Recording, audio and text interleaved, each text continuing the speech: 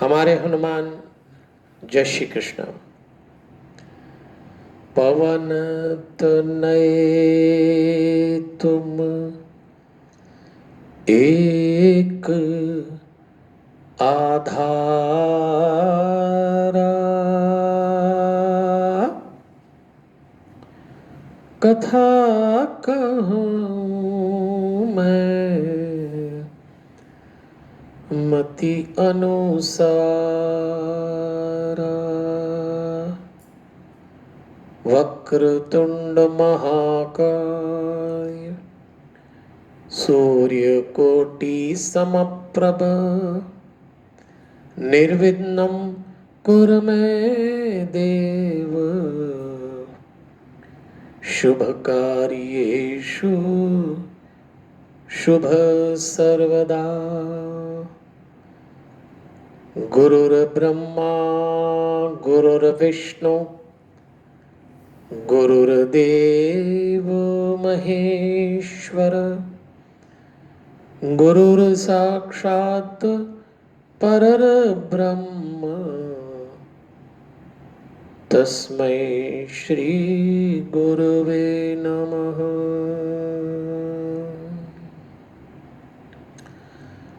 परम पिता परमेश्वर की बड़ी अनुग्रह भरी दृष्टि है और भगवान की असीम अनुकंपा है कि हम लोग नवरात्रा के पावन अवसर पर, जहाँ शांतम में देवी भागवत का मूल पाठ आयोजित है, दूसरे दिन की देवी भागवत महापुराण की कथा में प्रवेश कर रहे हैं। आप जहाँ भी उपस्थित होकर श्रवण कर रहे हैं, वहाँ के परमात्मा के प्रत्येक स्वरूप को सादर प्रणाम करते हुए देवलोकवासी स्वामी नारायण देव तीर्थ जी, स्वामी सत्यमित्रानंद गिरी जी को वंदन करते हुए, जूना पीठाधीश्वर आचार्य महामंडलेश्वर स्वामी अवधेशानंद गिरी जी को नमन करते हुए, भक्ति भारती माँ प्रेमा पांडुरंग जी का पावन स्मरण करते हुए, श्री रविशंकर महाराज रावतपुरा सरकार को नमन, परम धाम पधारे हुए पूज्य पिताजी वल्लभदास जी को वंदन, और आप सबके भीतर बैठे हुए दिव्यात्मा को सादर प्रणाम करते हुए, देवियों और सज्जनों, अगर आपको याद है तो हम देवी भागवत की चर्चा करते करते वहां पहुंच गए थे जहां कथा सुना रहे हैं सूत जी शौनकादि ऋषियों को। यही कथा व्यास जी को नारद जी सुना रहे हैं, नारद जी को ब्रह्मा जी ने सुनाई थी। और विशेष तौर पे हम अपने जीवन के हिस्से से शक्ति को जोड़कर इस कथा को सुन रहे हैं, क्योंकि समय की सीमा रहती है। जिस कथा को मैं 3 घंटे में सुनाता हूं, उसको आधे घंटे में पूरी करना है। तो हम एक दर्शन को लेकर चल रहे हैं, और वो फिलॉसफी ये है कि शक्ति का व्यवहारिक पक्ष, शक्ति का धार्मिक पक्ष और शक्ति का आध्यात्मिक पक्ष। और प्रत्येक दिन की जो कथा है उसके प्रसंगों को जोड़ रहे हैं। तो जैसे आपको मैं याद दिलाऊं कि शक्ति का जो व्यवहारिक पक्ष होता है या व्यवहारिक जीवन में शक्ति का जो उपयोग होता है,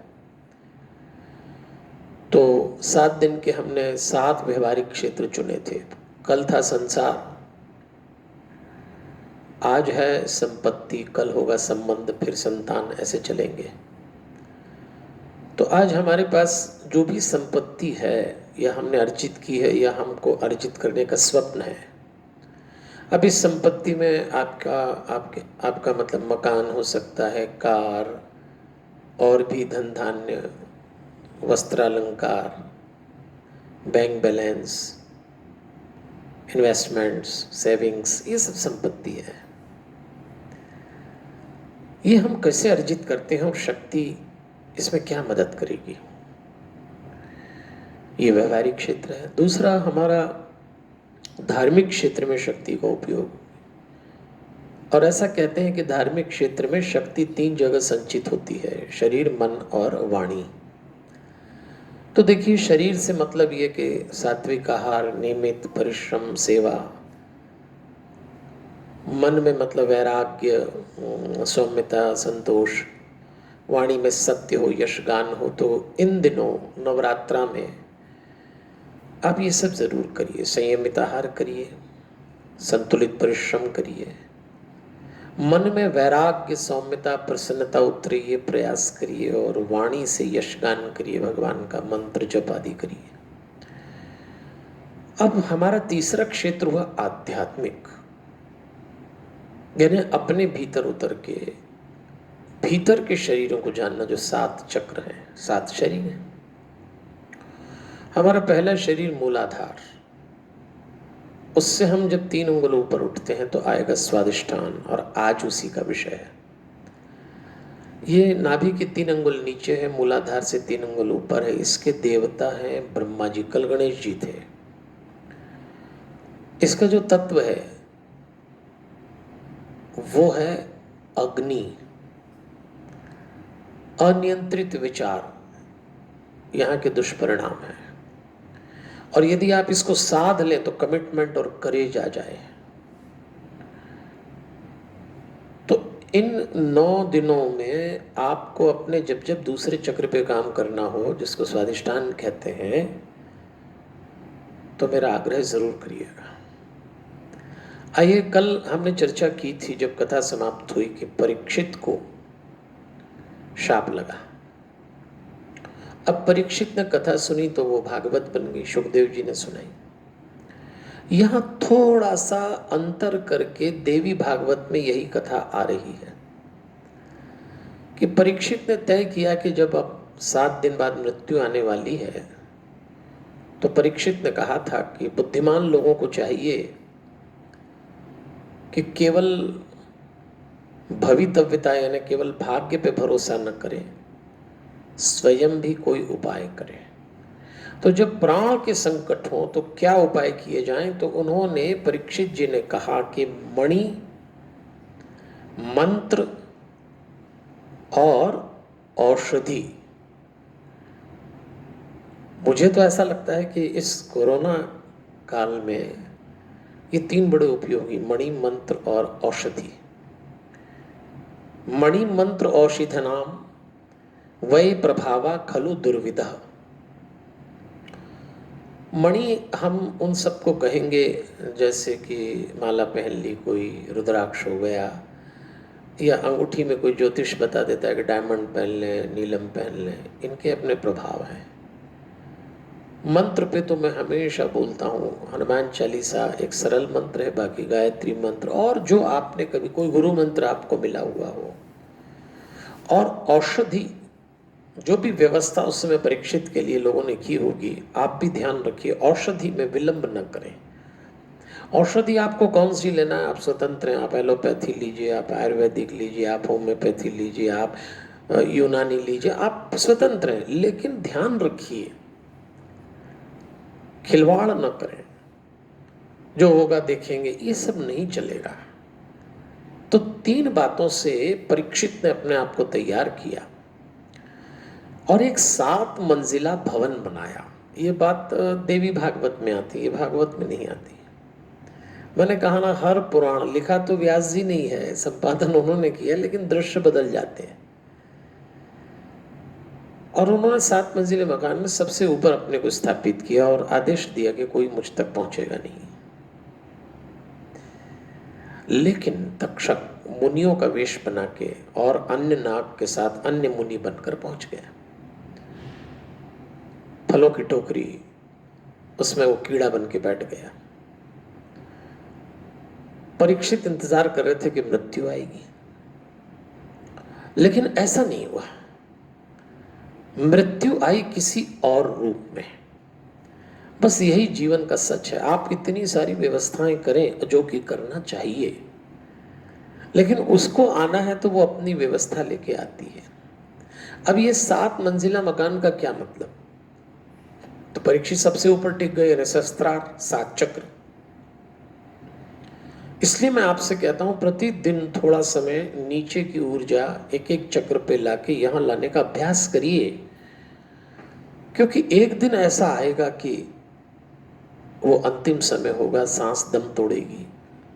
पर ये अभ्यास थोड़ा थोड़ा रोज करेंगे बड़ी बात नहीं कि आपको एहसास होने लगेगा, और उस दिन आप स्वतः अपनी सांस को वहां लाएंगे और बड़ा गजब का तालमेल बैठ जाएगा आत्मा, परमात्मा और मृत्यु की देवी में।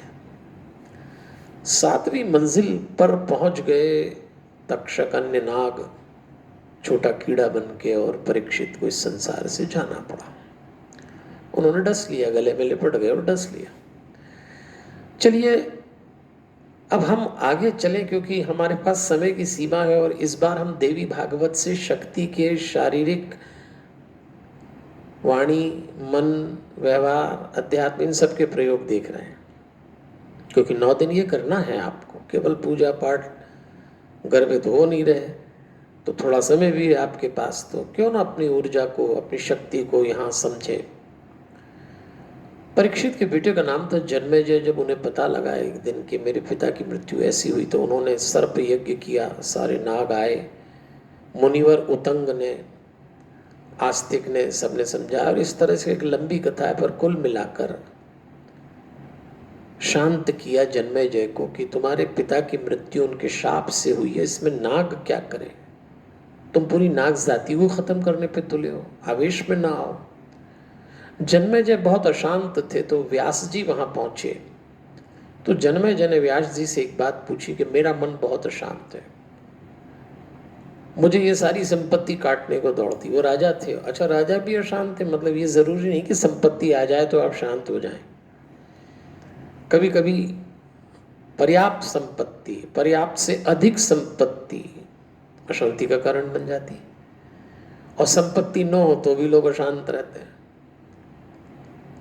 जन्मेजय ने व्यास जी से पूछा था, व्यास जी महाराज मन बहुत अशांत है। तो व्यास जी ने पहले तो सुनाई महाभारत, और उसके बाद देवी भागवत सुनाई, और कहा सुनो, प्राप्त का और अप्राप्त का भय अशांति का कारण बन जाता है। अप्राप्त से आदमी अशांत हो तो समझ में आता है कि मुझे नहीं मिल रहा, मैं परेशान हूं। लेकिन आपको जो मिल गया, जो आप चाहते हैं, और आप तब भी अशांत हो जाते हैं। तो व्यास जी ने जो संक्षेप में बात बोली, बड़े काम की है कि महत्वपूर्ण ये है संघर्ष के समय कि आप ये जान जाएं आपका होना क्या है। आपका होना मतलब आप क्या हैं। दुनिया की सबसे बड़ी दौलत है आप ये जान जाएं आपका होना। और आपका होना क्या है, मैं और आसान करके बताऊं, आप आत्मा हैं। इस एहसास को जितना गहरा और जितना तीव्र करेंगे कि हम आत्मा हैं और अभी इस शरीर में हैं, हम आत्मा हैं अभी इस शरीर में हैं, और ये जो शरीर है इसकी पहचान है, नाम है, ये स्त्री का है, ये पुरुष का है। इस भेद को जितना समझेंगे उतना आप ये जान जाएंगे कि आपका होना क्या है। तो जब जिंदगी में प्राप्त होगा, अप्राप्त होगा, तो आप अशांत नहीं होंगे। तो जो भी अशांत हैं इस समय, बहुत ज़्यादा बड़ी संख्या में लोग अशांत हैं, उनको ये एहसास होना चाहिए, महसूस होना चाहिए। अब जन्मेजय ने व्यास जी से सारे प्रश्न पूछे, तो उसने प्रश्न करते करते ये भी पूछा कि महाराज ये सृष्टि कैसे बनी। हालांकि इसका उत्तर मैं कल दे चुका हूँ। तो व्यास जी ने उनको बताया कि भी सृष्टि ऐसे बनी कि ये सवाल मैंने भी नारद जी से पूछा। नारद जी ने कहा मैंने अपने पिता ब्रह्मा से पूछा। तो ब्रह्मा जी ने बताया कि जब सब कुछ जल ही जल था तो नारायण जल में लेटे हुए थे, नार कहते हैं ना जल को। तो मैं भी खोज में निकला, मेरा जन्म उनकी नाभि से जो नाल में, कमल में, मैं उसमें था। फिर मैंने अपना लक्ष्य पता लगाया, फिर मैं वहाँ तक पहुँचा, वहाँ देवी प्रकट हुई, और फिर उन्होंने सब संसार की सृष्टि के लिए हमको आदेश दिए। किनको आदेश दिए?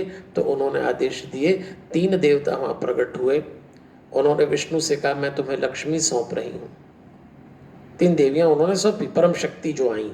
देवी भागवत है ना, तो यहाँ प्रधान नायिका, प्रधान चरित देवी जी हैं। तो देवी जी प्रकट हुई और देवी जी ने कहा ये 3 रूप है मेरे। लक्ष्मी रूप विष्णु मैं आपको सौंप रही हूँ, दुर्गा रूप में, शक्ति रूप में मैं शिव को सौंप रही हूँ, सरस्वती रूप में मैं आपको सौंप रही हूँ। तो गौरी शंकर जी को दी गई, कहा आप कैलाश पे रहें, और तीनों देव को 3 देवियां सौंप दी गई और कहा अब आप संचालन करो, ये आपकी शक्ति है। आपको अधिकार है कि आप निर्माण करें ब्रह्मा जी, आपको अधिकार है विष्णु जी आप पालन करें, और आपको अधिकार है कि आप पुनर्निर्माण के लिए संहार करें। लेकिन आप इस अधिकार की पूर्ति कैसे करेंगे? आपको पावर है तो एग्जीक्यूशन कैसे करेंगे? उसके लिए आपको एनर्जी लगेगी, शक्ति लगेगी। तो आप अपने काम को जिस शक्ति से पूरा करेंगे, विष्णु जी उसका नाम लक्ष्मी है। तीन देवियां सौंपी थी उनको। ग्रहाणे माम विदे शक्तिम स्वरूपाम चारु हासिनीम महासरस्वतीम नामना रजो गुणम युताम वरम। सरस्वती जी जब सौंपी तो उनका स्वरूप कैसा था? चारु हासिनीम, बड़ा मंद मंद और बहुत अच्छे से मुस्कुरा रही थी, बड़ा मीठा बोल रही थी। मुझे ये श्लोक देवी भागवत में इसलिए काम का लगता है, और आपसे कह रहा हूं कि जीवन में सरस्वती उतरे तो सीखिएगा, अगर आप थोड़े भी पढ़े लिखे हैं, और ख़ास तौर पे उस समय जब आप से कम पढ़ा लिखा सामने हो। भाई आपसे जो ज़्यादा पढ़ा लिखा होगा तो वैसे ही कायदे में आ जाओगे, नहीं तो वो कर देगा। लेकिन आपसे कम पढ़ा लिखे व्यक्ति सामने हो तो आप अपनी विनम्रता, अपनी प्रसन्नता और उसका मान मत खोना। बड़ा खतरा है शिक्षा के साथ अहंकार का। आदमी को जरा सा नॉलेज आ जाए, जरा सा अकल दूसरे के मुकाबले में ज्यादा आ जाए तो तुरंत दूसरे का अपमान करने लगते हैं लोग। बस ये बात बहुत गलत है। तो सरस्वती जी ने कहा चारु हासिनी, वो ऐसी थी। फिर जब लक्ष्मी जी सौंपी तो अय्यम नाव मंतव्या माननीया च सर्वदा, तो उन्होंने ये भी कहा, परम शक्ति जो देवी प्रकट हुई थी, कि ए लक्ष्मी जी मैं आपको दे रही हूं, आप इनका सर्वदा मान करिएगा और इनका कभी तिरस्कार न करिएगा। लक्ष्मी का सदैव मान करें, तिरस्कार न करें। तिरस्कार शब्द का अंग्रेजी में यूं कहेंगे टॉन्ट न करें। किसी अच्छी चीज में दोष दिखलाना टॉन्ट कहलाता है। ये साहित्य में एक अलंकार है। तो कहा यह गया कि अगर आप लक्ष्मीवान हैं, आपके पास संपत्ति है, आज का विषय संपत्ति है, दूसरों की खिल्ली ना उड़ाएं। मैंने देखा है पैसे वाले लोग दूसरों का तिरस्कार करते हैं, अपमान नहीं, तिरस्कार, टिप्पणी नहीं करते, टॉन्ट करते हैं, हमेशा व्यंग की भाषा में कहीं ना कहीं उसको छोटा दिखाएंगे। आप तो कर रहे हैं, लेकिन आपके पास जो लक्ष्मी माँ है जिसका स्वरूप, वो ठीक नहीं करती, वो पसंद नहीं करती ये काम। दूसरों के अपमान मत करिए, शक्ति का सदुपयोग करिएगा। और फिर एक प्रश्न अभी पूछ रहे हैं, जन्मेजय प्रश्न पूछ रहे हैं, तो वो कह रहे हैं ये तीन जो हैं देवियां हमको मिल गई, अब हमारे जीवन का संचालन हुआ। तो जन्मेजय का एक प्रश्न आया और वो उसने ये पूछा कि परमात्मा का सगुण रूप देखा, परमात्मा का हरिओम निर्गुण रूप देखा, लेकिन ये संचालन कैसे होता है? वो कौन सी चीज है जो हमारे भीतर अच्छे काम कराती है, हमारे भीतर खराब काम कराती है? शक्ति तो वही है। बड़ा सुंदर उत्तर आया है और ये कहा गया है, तीन गुण और आपकी श्रद्धा। सुनिए ध्यान से, देवी भागवत घोषणा कर रहा है ग्रंथ के तीन गुण और आपकी श्रद्धा। इस व्यवस्था के प्रति आपकी श्रद्धा होना चाहिए, पहली चीज। अगर आप रिसर्च में ही लगेगा, अरे ये तो बेकार की बातें हैं, सब लिखी है, पंडितों के प्रवचन है, विजय शंकर मेहता का क्या, रोज शाम को कुछ पढ़ लिख के झाड़ देते हैं, नहीं, कोई दूसरे पे भी आप शंका करें तो आपकी इच्छा, लेकिन अगर श्रद्धा नहीं है तो ये साहित्य टाइम पास है। लेकिन यदि श्रद्धा है तो एक बात पर भरोसा करना कि आप जब भी बहुत अच्छा काम करेंगे, आपके भीतर सत्व गुण का स्तर ऊंचा होगा। आप जब कोई हानि लाभ का काम करेंगे तो आपके भीतर रजोगुण होगा, और जब आप गलत काम कर रहे होंगे तो आपके भीतर तमोगुण का स्तर ऊंचा होगा। अब ये तीन गुण, भाई रजोगुण आया तो ईर्ष्या, दोष, ये सब रजोगुण में, हानि लाभ की अत्यधिक वृत्ति, फिर आलस्य, अज्ञान, निद्रा, भय, विवाद, कुटिलता, नास्तिकता, ये सब तमोगुण है। फिर यज्ञ के बारे में बताया गया है, कि यज्ञ एक ऐसा सत्कर्म है जिससे आपकी आपकी पॉजिटिविटी बढ़ती है, आपका सत्वगुण बढ़ता है। और एक बात यहाँ ग्रंथकार ने बहुत अच्छी बताई कि सुनो, यज्ञ करने के लिए आपको जो सामग्री इकट्ठा करना पड़ती है, जो व्यवस्था करना पड़ती है, वो यदि आप न कर पाए, हो सकता है आप न कर पाए, तो देवी भागवत में एक यज्ञ की बात आई है, उसको कहते हैं मानस यज्ञ। आपके पास घी न हो, हवन कुंड न हो, और व्यवस्थाएं न हो, पंडित जी न हो। अब देखो हमारे शांतम में तो पंडित जी लोग हैं, तो हम इसीलिए आपका यज्ञ हम कई बार यहाँ करा देते हैं कि कोई ज़रूरी नहीं कि आप वहाँ यज्ञ कर सकें, तो हमने करा दिया। लेकिन देवी भागवत कहता है, इस ग्रंथ ने घोषणा की है कि यदि आपके पास कर्मकांड से संपन्न होने वाले यज्ञ की व्यवस्था न हो, आप मानस यज्ञ करिए। कैसे करेंगे? अपनी नाभि को यज्ञ का कुंड मान लें। कितना अच्छा लगेगा जब आप थोड़ा सा कमर सीधा करें, उसके बाद अपनी नाभि को यज्ञ का कुंड माने। कल्पना करिए उसमें अग्नि प्रज्वलित है, वही तो ऊर्जा है जो भोजन पचाती है, जो आपको ऊर्जा दे रही हो, अग्नि प्रज्वलित है।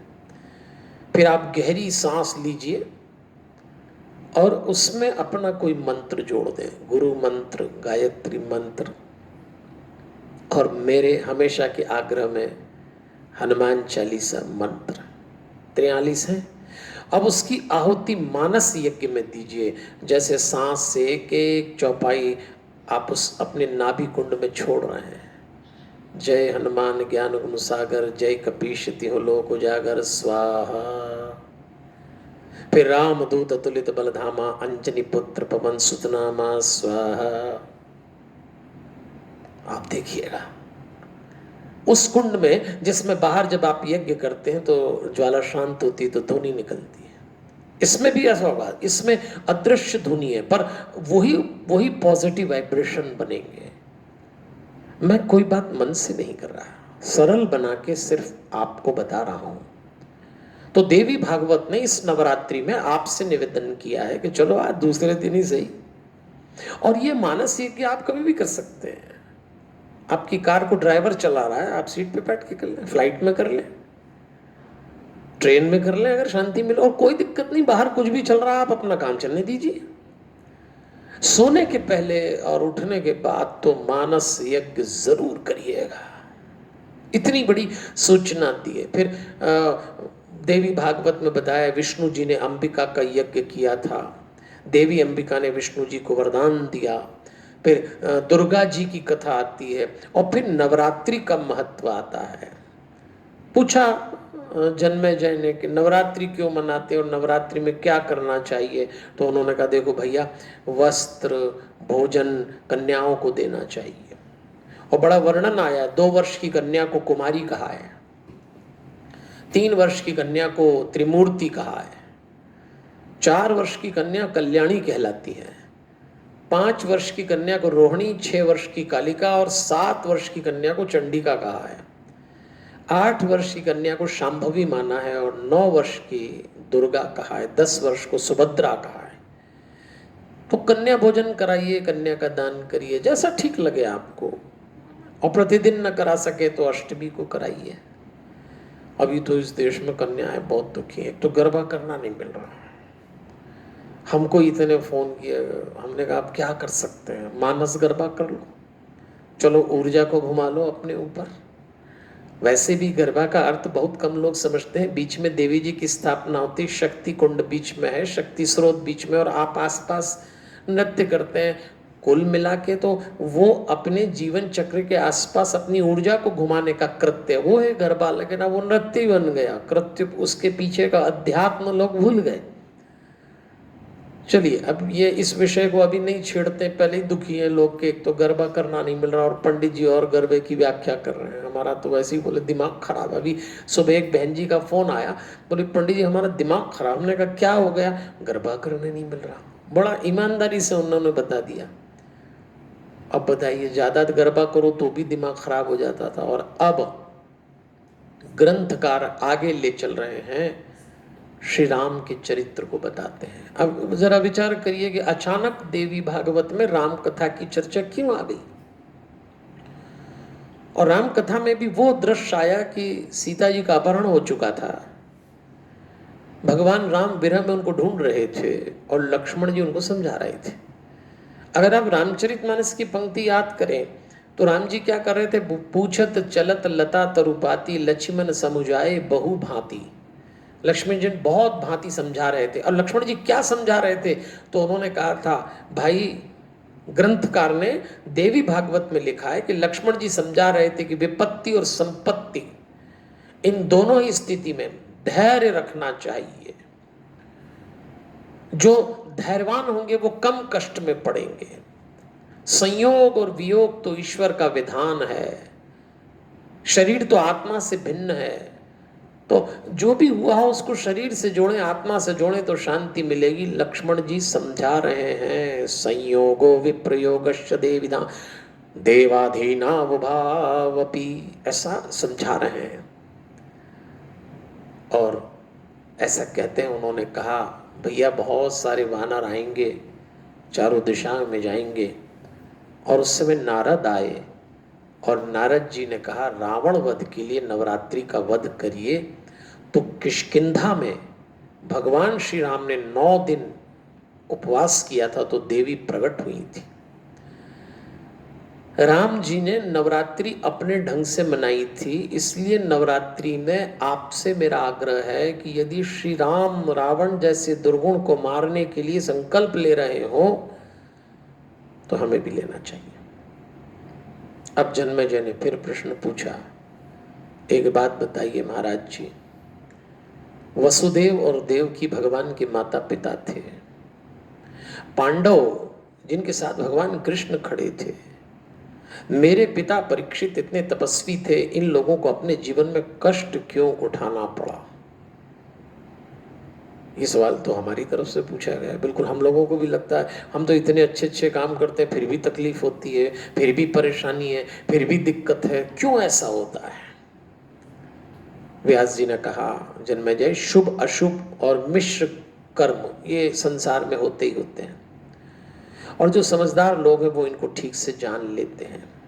3 तरह के कर्म है, संचित, प्रारब्ध और वर्तमान। आपके जीवन में ये 3 तरह के कर्म परिणाम देंगे। एक संचित कर्म होते हैं, आपने कोई काम किया वो इकट्ठा हो जाता है, उसका रिजल्ट बाद में आता है। हम हिंदू लोग पुनर्जन्म में विश्वास रखते हैं, इसलिए हम प्रारब्ध मानते हैं। तो पुराने जन्म में जो आपने काम किए होंगे, जो भी आपकी योनि होगी, उसके रिजल्ट मिलेंगे। और एक वर्तमान का कर्म, वर्तमान में तुरंत रिजल्ट मिलता है। गर्म पानी में उंगली डाली, उंगली जल जाए, तुरंत मिला। करंट वाला वायर पकड़ ली, करंट लगा, घटना करी, परिणाम मिला।